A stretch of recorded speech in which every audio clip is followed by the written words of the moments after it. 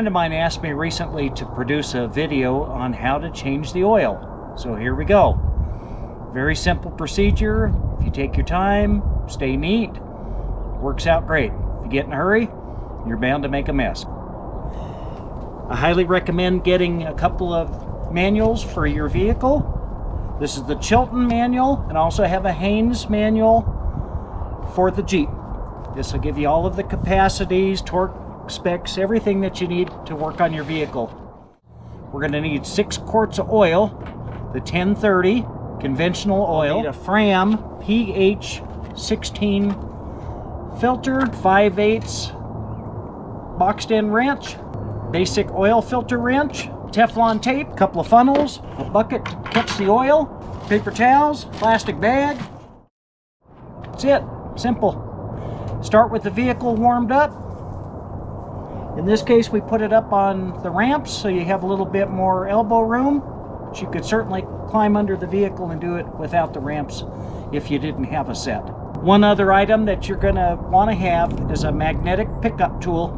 Guaranteed you're going to drop the drain plug into the bucket of oil. Be sure to use the boxed end of the wrench.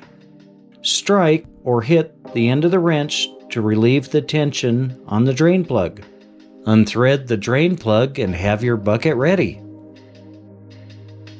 Use the magnetic pickup tool to retrieve the drain plug. Clean off the excess oil and reinstall the drain plug. Be sure to apply Teflon tape to the threads of the drain plug before reinstalling. Tighten the drain plug good and tight, but don't overdo it. You don't want to strip the threads out of the oil pan.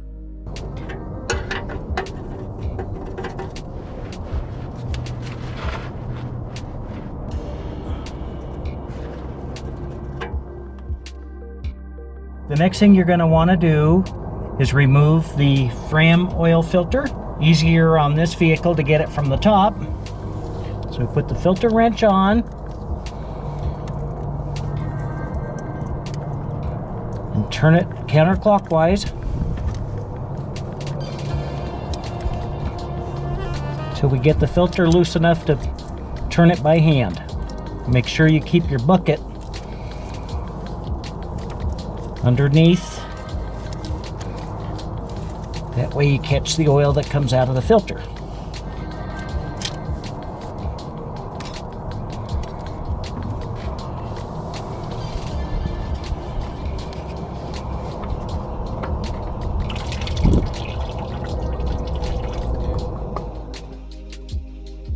We're going to install the new filter.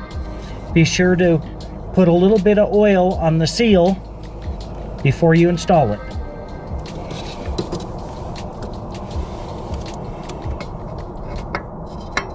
You don't want to install the oil filter with a dry seal. You want to make sure it's lubricated.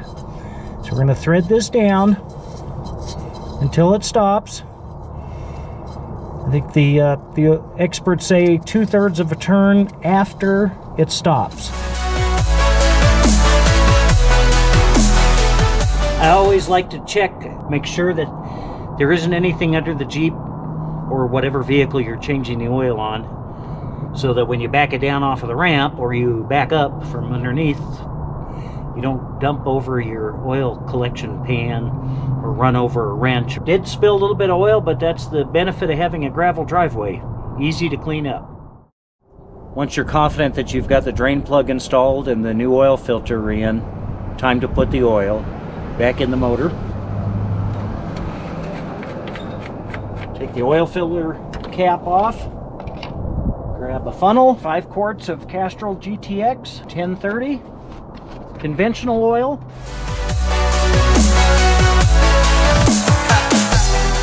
Hold the jug to the side, that way it won't glug. Should pour in nice and steady.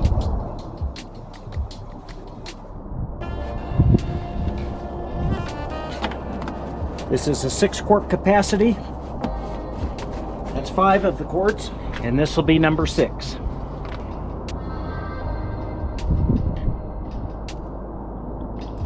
I'm going to put 2/3 of this last quart in, and we'll see how the level looks. I don't want to overfill it. Put the oil filler cap on.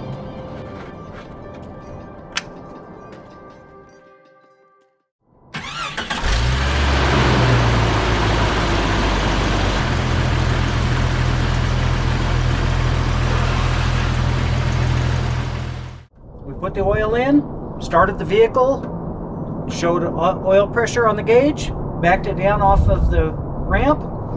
Now let's check the oil. Right there is our add mark, and that's our safe mark. And we are just a little shy. So yes, indeed, we do need to put the full 6 quarts in. Put the remainder in, put the cap back on, recheck the oil level. It's a little hard to see because it's so clean, but we're good. We're almost done. We've got to put the oil, the old oil, into a container to take to the local parts store to have them recycle it. What I like to do is transfer the oil from the collection container to the container that I'm going to take to the recycler. So take your bucket, large funnel, pour the oil in. Again, take your time, don't make a mess. Take the old filter, let it drain off a little, drain out. Carefully set that in an old coffee can. Let the remainder of the oil drain out of the filter. Clean up your equipment and you're good to go. Once you get everything buttoned up and everything's put away, the last thing I like to do is to write down my odometer reading, the mileage, and inside the Fram filter box, they give you a little card, and you can fill out the date that you changed the oil and the mileage that you performed the service.